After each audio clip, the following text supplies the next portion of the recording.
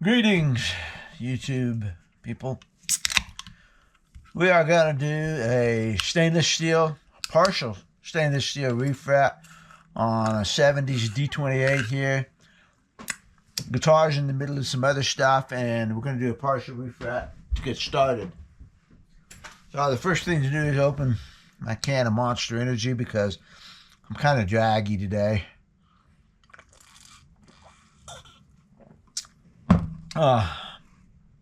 Yeah, good stuff. Okay, it's Saturday, it's cloudy, and it's just kind of a draggy day. I went for a mountain bike ride. My shoulder's doing pretty good. It's got a wicked bump in it, but mobility's good. If you watch some of my old videos, I had a mountain bike crash, and I got a pretty bad AC separation, but mobility's great. Just got a wicked bump. When I see it in the mirror or look at it like this, it scares me. All right, let's get on with this. We're going to do partial refret on this guitar, and here's why. You can see the dents in the frets, and all the way down to about the 7th fret. The actual fret height is not too bad, especially on the rest of them. So you can tell that by getting your calipers out and measure some of them. A good fresh fret ought to be around 40 thousandths of an inch, and that's what we got right there. We got about 42, 43. So the rest of these frets are great. There's nothing wrong with them. Yeah, 45. These are super. So there's no need to replace them all, and you definitely don't want to get in here and grind them down level. When you level frets, you file it down to the lowest point in there, and then that means that all the frets are low. So that means that the next time that they need to be taken care of, you've got to replace all the frets. So these frets are all great up in here, so we're going to replace 7 of them. And the owner decided stainless steel, which is fine. The brightness of stainless steel will bother some players, and it won't bother other players, particularly us old guys.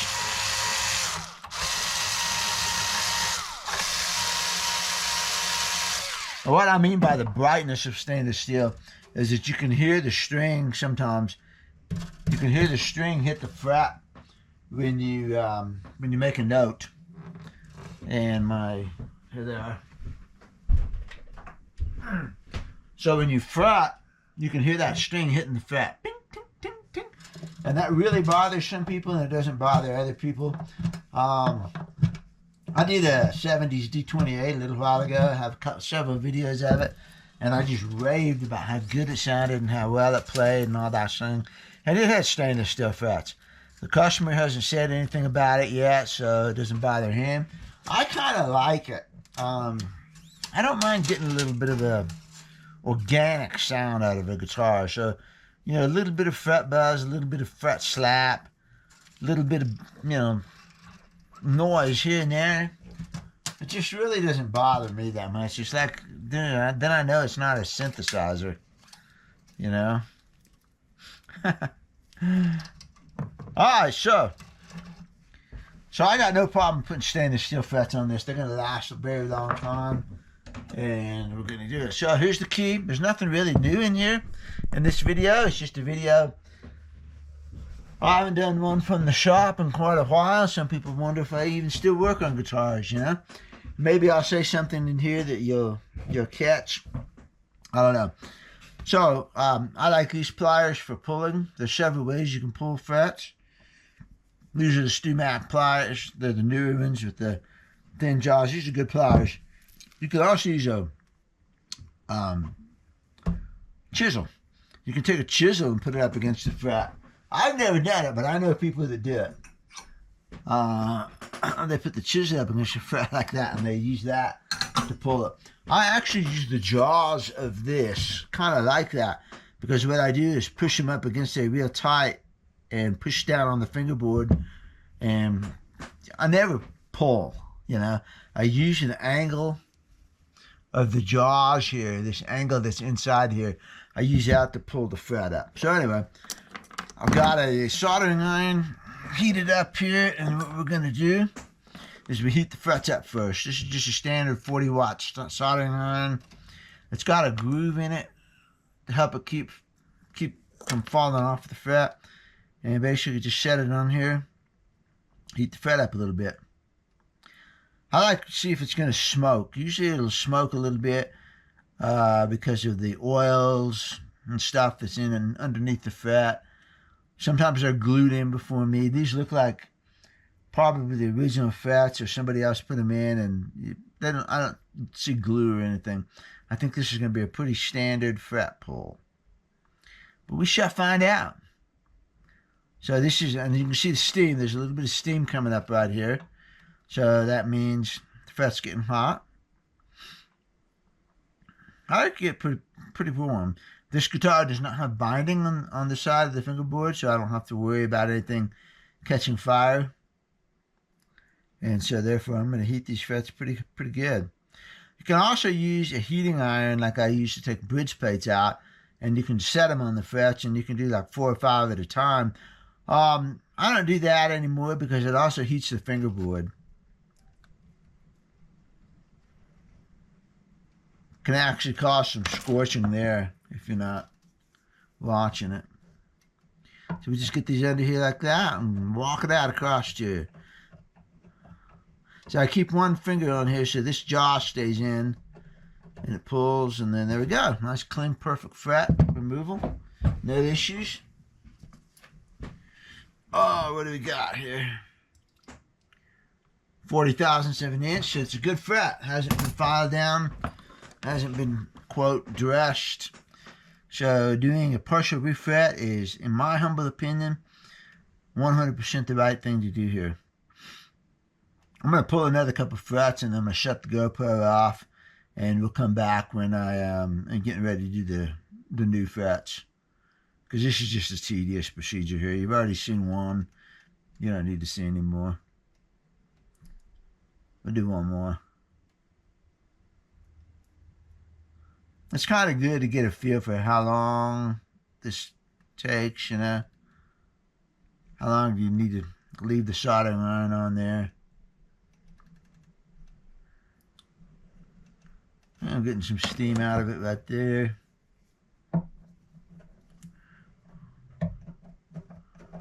Walk it across. That pulls out very beautiful. Nice. Good fret. Alright, we'll see you in a minute. Alright, we're back. 7 frets out. I haven't cleaned it up, haven't done anything. First thing I want to do is take my notch straight edge here, and I want to see what kind of neck relief this guitar has. Whether I'm going to need to shape the neck back a little bit, or what's going on here. So drop this on here, hold it up to the light like this, and it looks great. The neck is back bowed right here, which is what you want to see. You want to see 10, 12 thousandths of an inch clearance right here. And that's good. That means I don't have to shape any neck. And it's going to have really good relief when I get done. Let's see. Let's rip off a couple of feeler gauges here just to see what this is, out of curiosity. So I'm going to take a feeler gauge and I'm going to run it up under here. This is a 12 thousandths of an inch. And you make sure that you're holding it down here, not down here, obviously, because you can pull it up. So you hold it about the body. And 12 is not quite clearing. Let's try 8. Yeah, 8 clears pretty good. So, yeah, 8's clearing. So you got 8 thousandths of an inch of drop off up here. That's good. You know, that's acceptable. I know from experience that when I get strings on it, it's going to have a pretty flat fingerboard. Plus, I'm gonna level the frets under tension. So now what we need to do is get rid of these the glue and the gunk that's built up on the frets right here, right there. Need to get rid of that. We're not going to do a lot of sanding on this neck, so minimal here. So generally what I do is take a block of sandpaper. Where's the sandpaper? I got to get my bench organized. My bench is a mess. I do not like having a messy bench. But I got a block of sandpaper somewhere. Here it is. That's all you need. This is just a block of wood with sandpaper. I'm going to do this very lightly. And what I'm doing is just knocking down the crowns of stuff that's here.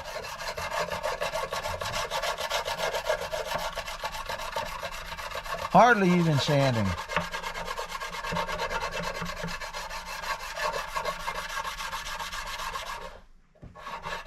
If you don't do this, your new frets won't seat very good.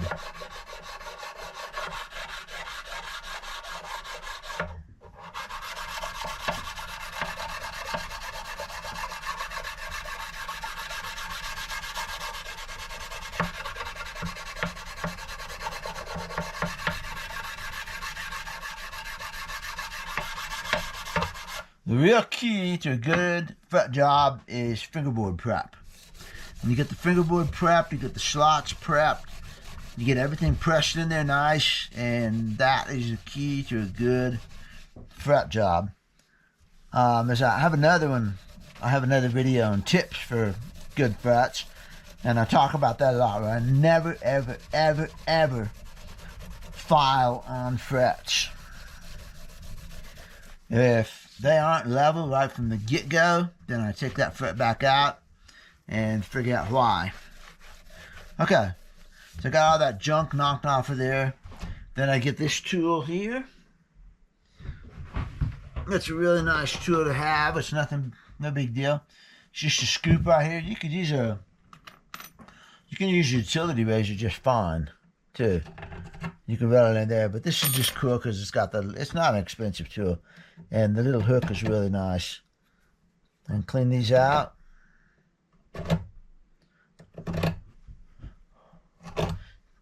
I'm really not actually worried about cleaning them right now. I'm just getting the dust loosened. Then I'm going to walk over and get the vacuum. Vacuum.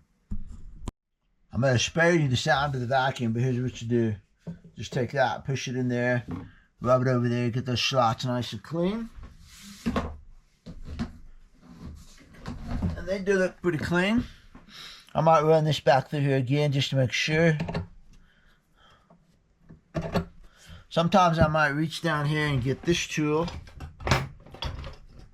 which is Stumac fret saw cleaner. It's got the teeth go this way and these teeth go this way. And this is pretty handy if you have built-in glue in there.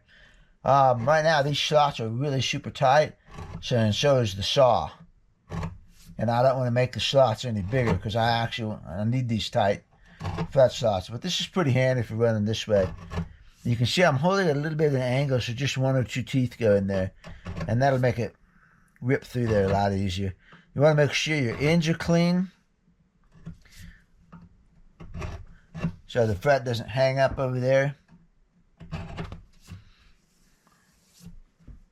little bit of something here. Make sure that's out. Yeah, that looks good. If you ever have any question about the depth of the fret slots, it's really handy to have a deal like this. And this is simply a piece of fret.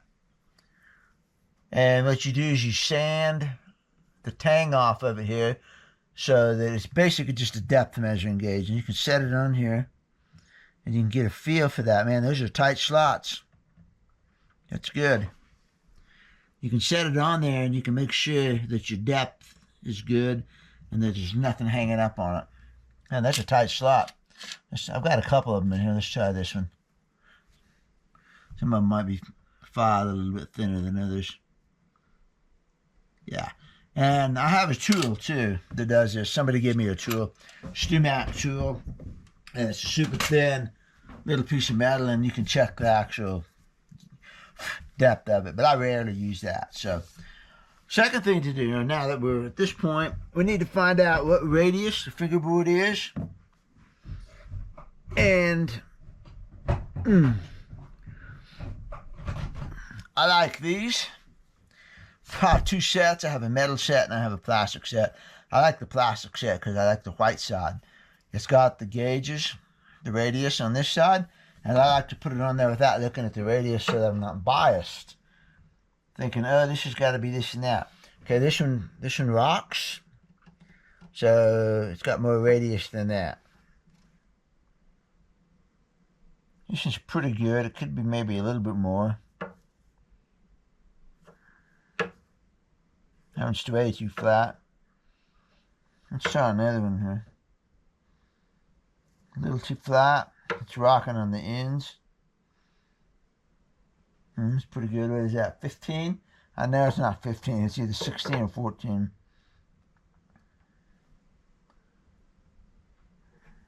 $16 looks pretty good. Let's see what 14 looks like. That is a 14. Yeah, 14 looks good. So it's a 14-inch radius. And I need to know that because I'm going to be using these to press the frets in. Oh, let's get jaws out here.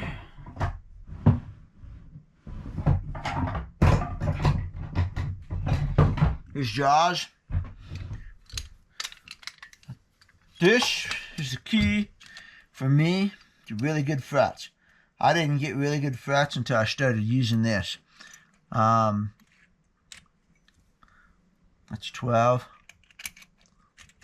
And being able to press them at a consistent radius is just so important. I threw some new claws in here. They got messed up. So here's a 14. And you can also take that actual brass claw that you're going to use and set it on there. And what I want is to make sure that it's going to press in on the ends here. This might be one of those where I take and use two different claws. I might use a 12. Yeah, 12 is clear in the middle, but it's pressing down real nice on the sides. So somebody else may have worked on this neck before, and they may have messed up the radius just a little bit, because it's like a 14 on top, and then right at the very ends here, it feels like it wants a little bit more. So I might press them in with a 14 and then come back with a 12 just to get the ends. Or not. It might go in pretty good. Now, the important thing about stainless steel will want to pop up again. So it's important that the radius of your fret wire matches pretty closely the radius of the fingerboard. It doesn't have to match exactly. You can still have a little bit on the end to push down. But if this is a 14-inch radius fingerboard, you don't want to have a 10-inch radius fret wire, because it'll want to pop up in the middle. Stainless steel holds its shape really well, and it doesn't. Nickel silver, you know, malleable. You could press it in there and it would stay, but stainless is going to want to pop up. So let me grab the stainless. Okay, I have a piece of wire left over from some other fret job, 4380 stainless steel. So we're going to use this, and what we'll do is check the curve of this against the fingerboard.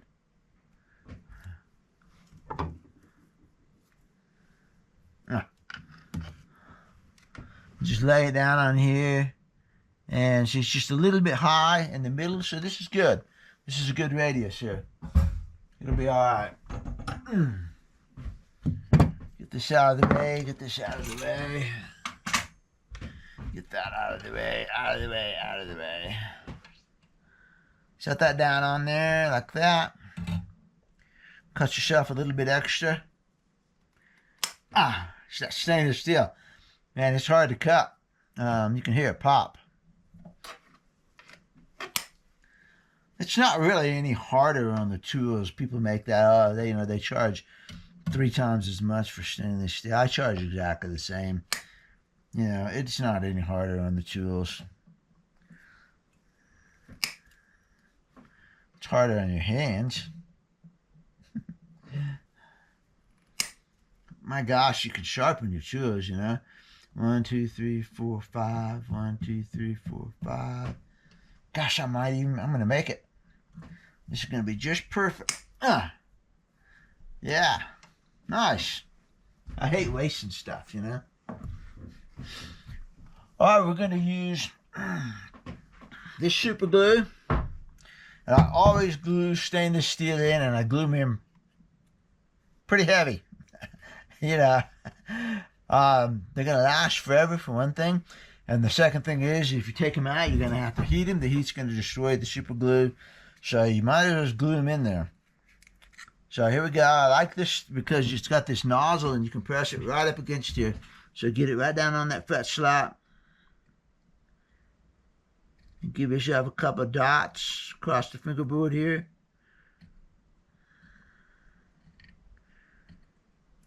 That.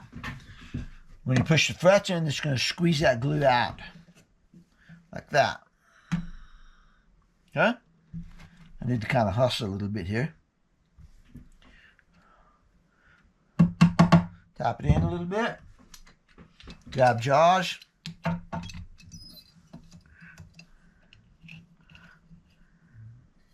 Press.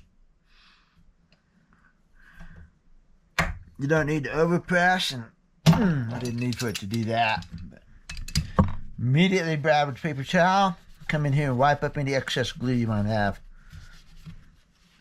If you don't overdo it on the glue, you're not going to have much excess glue. Something that I've been seeing on reels and videos of people on Instagram and stuff like that, they're showing fret things, and they use super glue after they brought the fret in there. And I'm thinking, why are you doing that? You know? If your purpose is to glue the fret in, why not put the glue in the slot where it needs to be instead of squeezing it in here on the sides after the fact? And a thin super glue is not a very good super glue to use for that anyways. It wicks in, yes, but it's not, it doesn't fill any gaps, and it's not really all that good at holding stuff. What is good is wicking in and having a completely tight press fit, and the thin super glue is what you need there. But that's not what I'm doing here. I'm filling a big fret slot and a big metal fret, and I want the glue in the slot. I don't want it outside. So I don't understand why people are doing that. It's like somebody saw somebody do it and never thought about it, you know. So I don't know. Take a gel soup. This is gel, so you got a pretty good working time. Pretty good gap filling. Easy to control. It doesn't get all over the place. That's a little bit too much right there.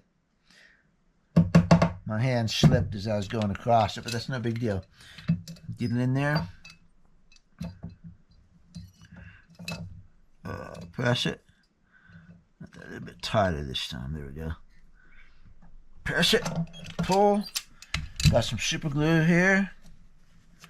Come in and wipe that up real quickly, which you can do because it's gel super glue and it's not running all over the place like number 10 or number 20 would do even. Wipe that up. Boom. Done.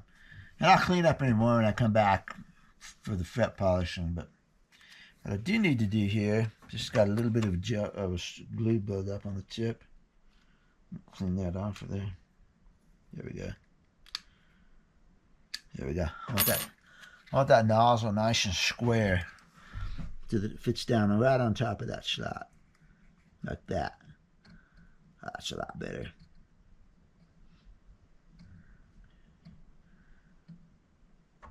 Okay? Yeah, that's a lot better. I push the glue straight down into the slot, and it's not all over the place making a mess.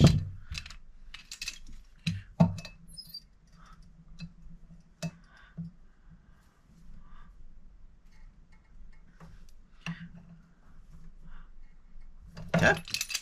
You can see it go down on the sides, and that's what I want to see. You can also feel that fret sit down in there. Put that up. The great thing about the press is just cutting all of those frets with the same 16-inch radius. And when you sit here and hammer it, you end up with little micro bumps in it.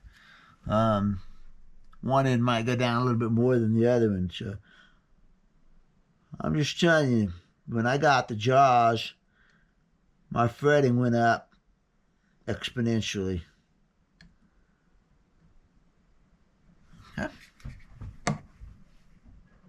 That's a nice clean glue job there. That glue went right in there. No spill out. No mess.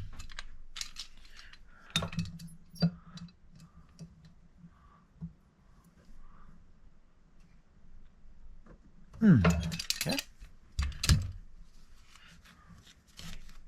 Yeah, that's really clean. I don't even have anything to wipe up. But I got nice gel super glue in there that's going to hold this fret forever and ever and ever. I don't have to worry about this fret popping up ever. Glue on the ends.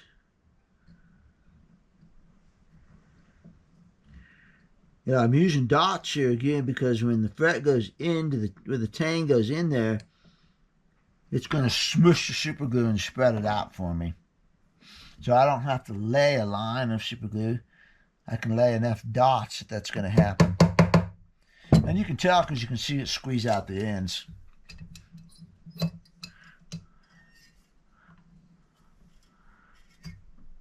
Yeah, I mean, you could hear that one. You know. Nice solid. Super clean, no glue to wipe up. 2 more to go.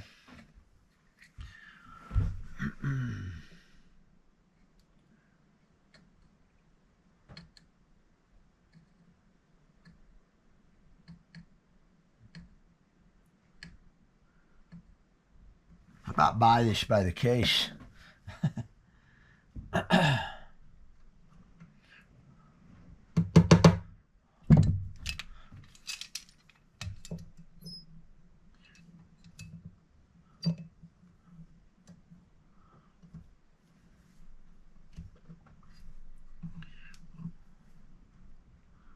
Okay.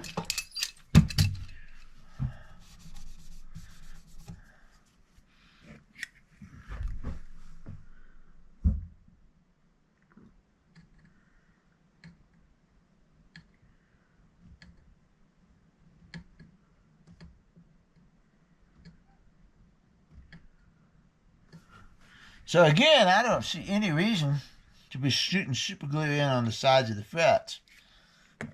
This just makes so much more sense to me.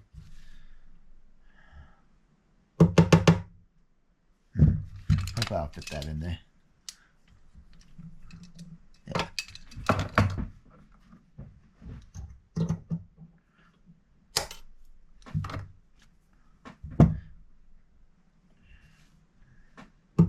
I started to put it on the other end and I would have made it, but I thought, well...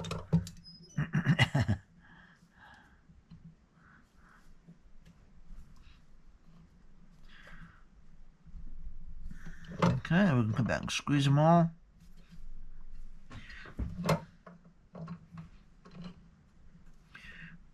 Yeah, that looks good. Done.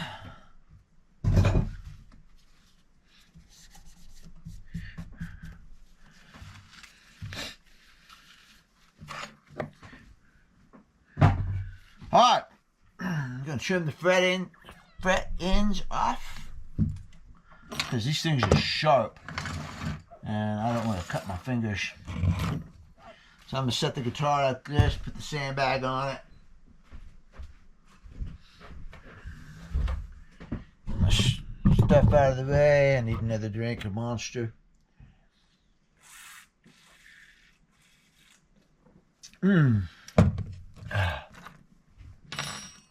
It's funny. Makes some people tense. You know, they can't handle the caffeine. They can't handle the stuff like that.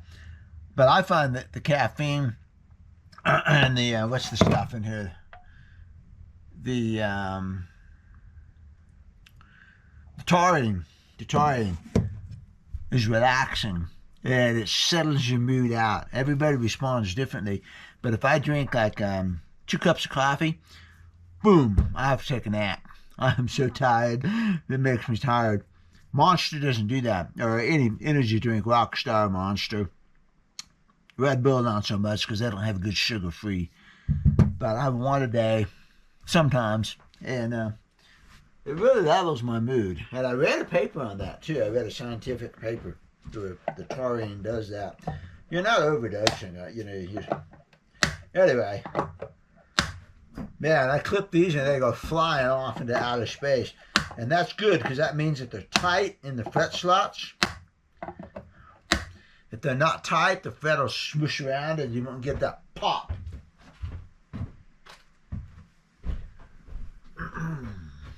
I just let the pieces go onto the floor, and every so often I vacuum them up. Oh man, these are hard.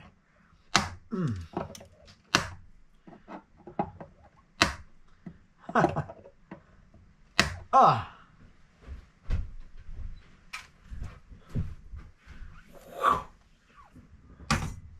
Oh, there's one. There it is. There it is. There it is. There it is. There's that fret slot gauge deal. I didn't know I had it here. So you can stick that in there and it tells you the information about the slots.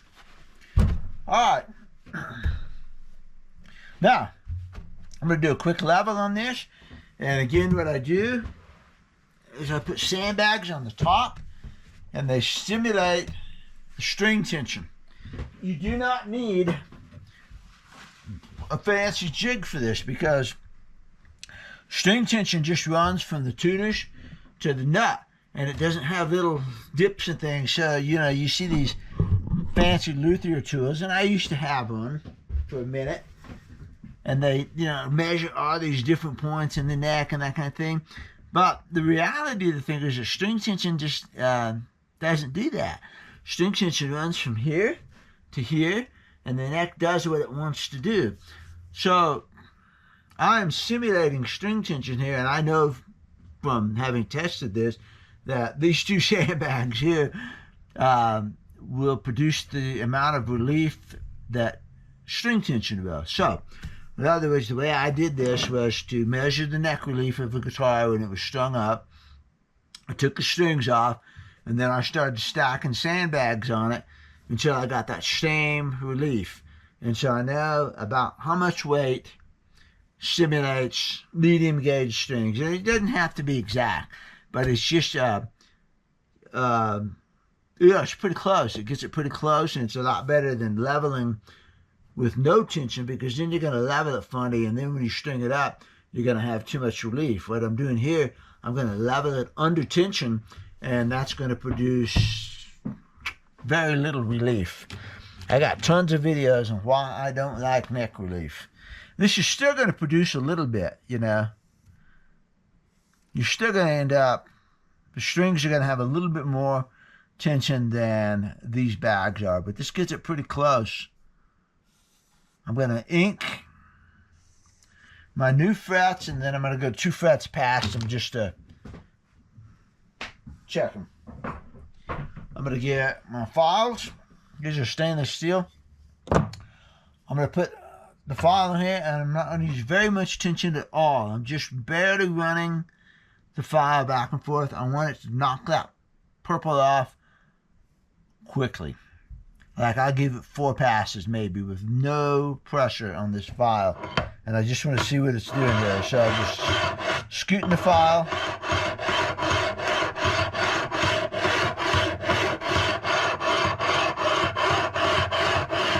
No pressure at all.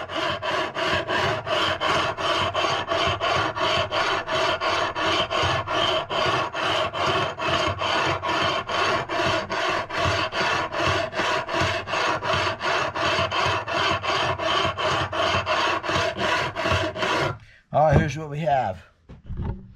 And you can see that I've knocked the top, I've knocked the purple off. Hopefully we get it on the camera here. I've knocked the purple off of every one of these frets, and I have not done hardly any filing at all. If you look on the fingerboard here, you will see almost no dust. In fact, I mean, there's no dust at all. So I didn't file hardly anything here. This fret here is maybe just a hair, just a tiny bit low in comparison to these. So I'm going to pay just a little bit more attention to that one. Come back over here. I'm going to see what it's going to take.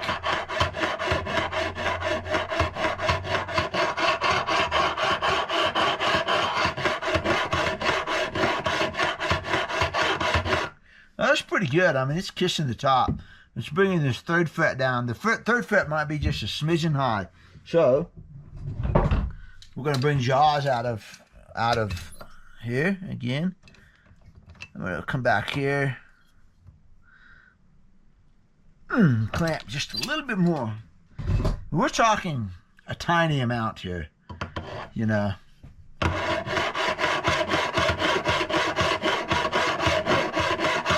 Oh, like that.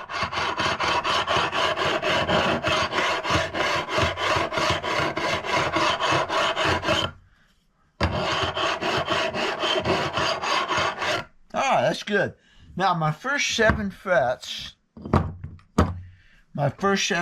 which I just put in, are a little bit taller than the rest of the frets here. That's okay, though, because now what's going to happen is that these first 7 frets, first of all, the owner plays primarily in the first 7 frets, which is why we're just replacing him. He hasn't worn out the upper frets. So he's mostly playing up in here in this area. He's not scooting up and down the neck equally, so you got to take that into consideration. But if these first 7 frets are a little higher than the next ones, like this, it's just going to mean more clearance down here. The critical fret is the transition fret, which is the 7th fret. And you don't want it high like this, because when you try to fret the 8th fret, you're going to pull the string down on top of the 7th fret, and it's going to be hard to do. So you need a transition, smooth transition. So we need to check this one. Make sure it's not too high. So here's the 7th fret. I'm going to run this straight edge down here and shoot. It doesn't bind, it doesn't hang up, it doesn't do anything. So the transition's really good. I wonder if it wobbles. You know, I don't do much rocking. Rocking is an inaccurate way to measure stuff for me. But you know, it's okay for some cases. So it's not. There it is. A little bit of rock. A little bit of rock. So the 7th fret is maybe just a tiny bit higher than the 8th fret. That's fine. You wouldn't want it the other way around. You know, you wouldn't want these frets to be higher, because then you're going to be down here, you're going to fret here, and they're going to buzz on the high ones. But the opposite situation is okay. Especially, it's not exaggerated here. So, as I just showed you, a good way to check fret level is you just take your straight edge and scoot it down the fingerboard. Like that. And make sure it doesn't bind on anything. If you have a high fret, it'll hit it. Bonk. And see, it's not hitting it. And I really find that to be at least as good as any kind of fret rocking measurements. So I'm going to try to rock this one. And it's rocking a little bit, but it doesn't have any tension on it either. So I expect it to be a little bit high here, because remember, the fingerboard is falling away about 10 thousandths of an inch. I expect this fret to be a little bit higher.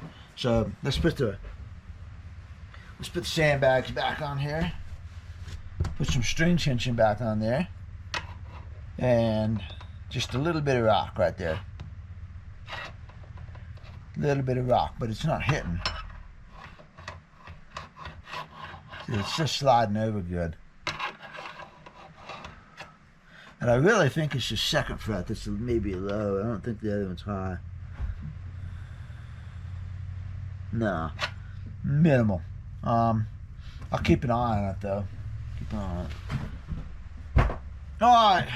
We got 7 frets in there. Now what we want to do, diamond fret crowning file. Crown the tops. I like to do the sides by giving it an upstroke, and then straight across, and a downstroke. Like that. So that crowns the middles, but it also rounds off the ends evenly. So,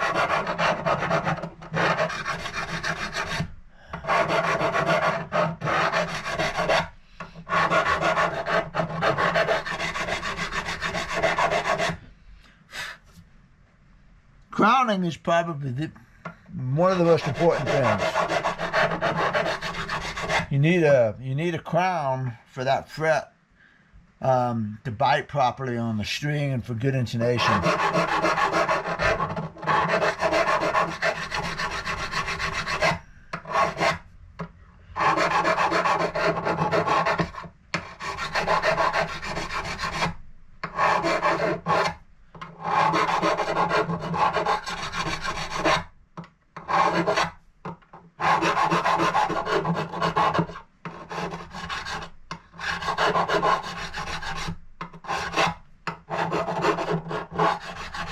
We're into the old frets now, but I'm going to crown them anyways, just to get everybody consistent here.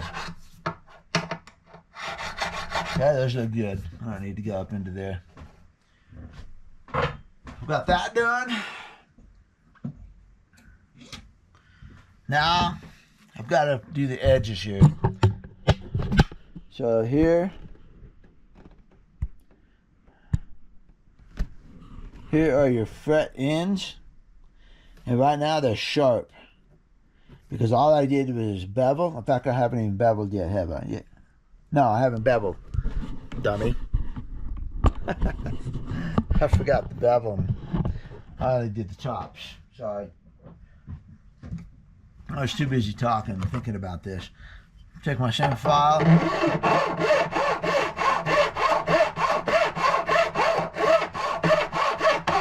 I just hand hold it. You can make a jig to hold these consistently, but I just put my fingers on the first joint, put that up under the neck, and that's where I am right there. And that produces a consistent feel. I don't like my fret crowns scooped off. I just put new frets in here. I want to use as much fingerboard estate as I can, so I'm going to go off pretty far from those bevels.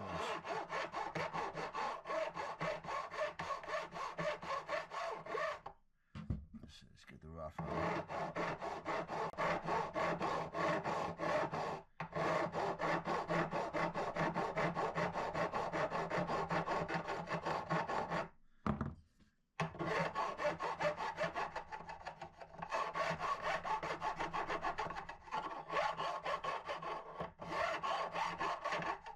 You can hear the pitch change when you do that. So I've already crowned the tops. I've already rounded them good enough. So now what we're going to do is we're going to round the edges off. And I use a straight file like this and just bring it in like this and round it. And I got to get my face down there to see what I'm doing, okay? So round it. Get it right up against the fingerboard. And it's just a short little light, quick stroke. Not digging in.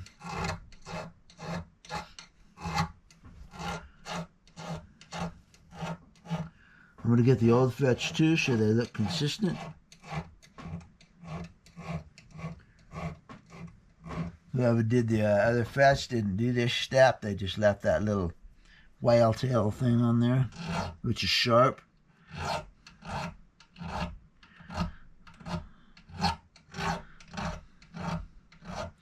You would develop a pretty good degree of ambidexterity doing this. I can work almost as good left-handed as I can right-handed, almost. Not quite as quick on it.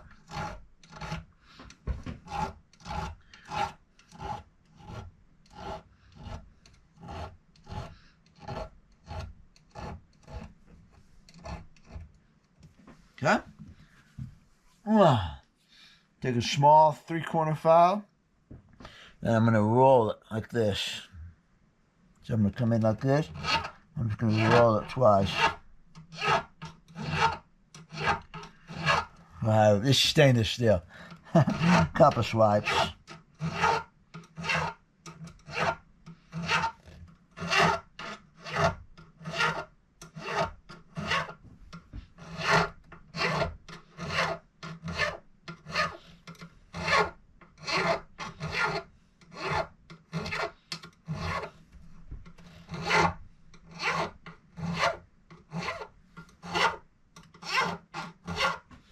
I don't know whose fret ends I'm modeling here. Probably Collings more than Martin. Martin just goes, files them down and leaves those little sharp edges sticking out. I think Collings is where I first noticed this when I had a 1992 Clarence White, which was a Brazilian Adirondack, very special guitar. And the fret ends were just beautifully rounded on it. And that's the first time I think I noticed round fret ends. Santa Cruz makes a V, which I'm not really super fond of, and I thought the Collings way was the best way. Bill agrees, see? There's Bill Collings up there, he agrees with me. Okay, here we go, keep going.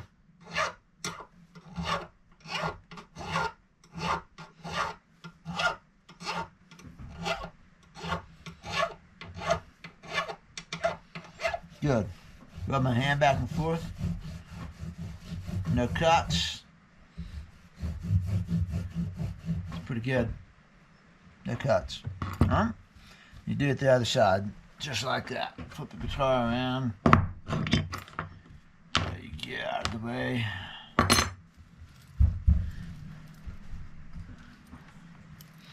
And you do this side, and I'll be back. We're back. Last step.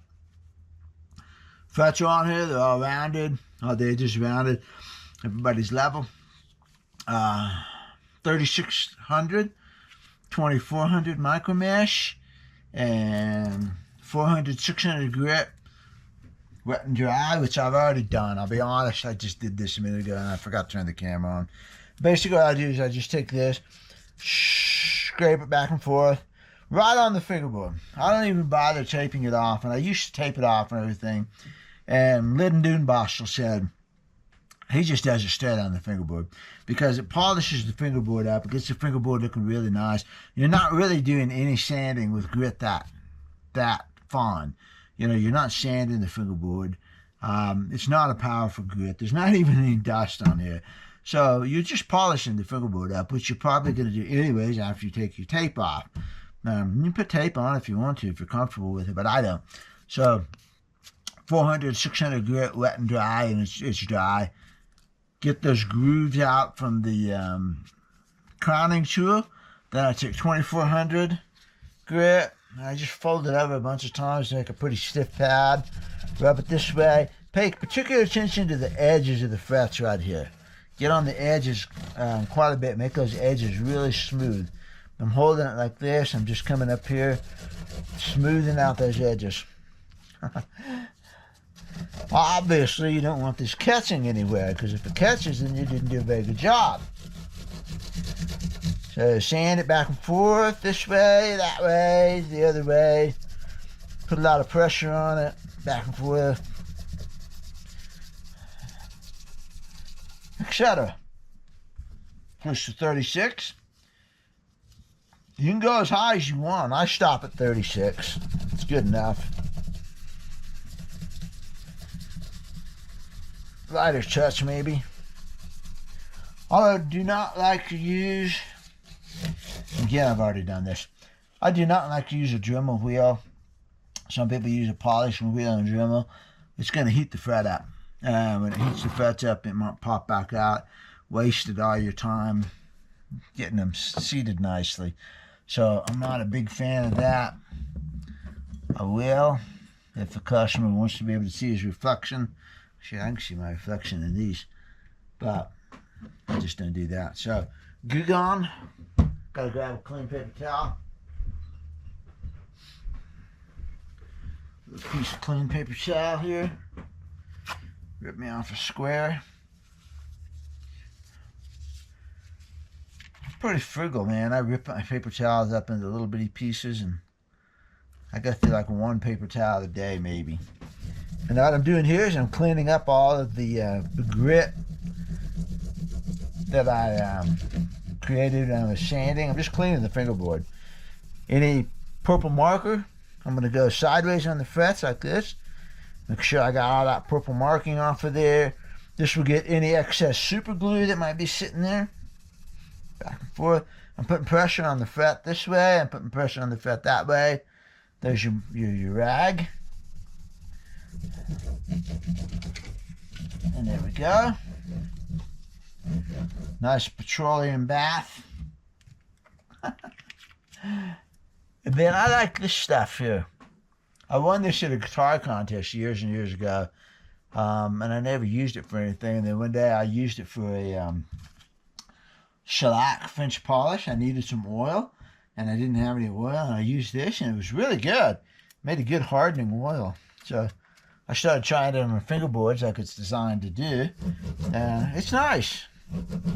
It leaves a really black, clean looking surface. Rub it on. Don't leave it on there forever. It's probably good enough. Wipe it up.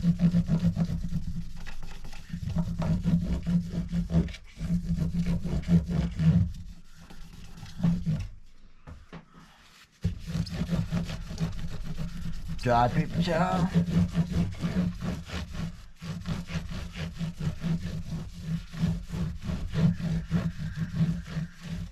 There we go. 7 stainless steel frets. Might want to take a look at it. Make sure you didn't get any glue seepage coming out of there. Nothing like that. That looks good. Paper towel's not grabbing on the frets. That looks good. Okay, 7 brand new frets. Stainless steel. Next up on this guitar is going to be the tuners, bridge plate, make a new bridge, stuff like that. I got 2 new bridges to make, and one of my least favorite things, I'm going to have to psych myself up to do it, so I'll get to it in a minute. But this has got some good progress done, so I'm going to take a break. So see you later.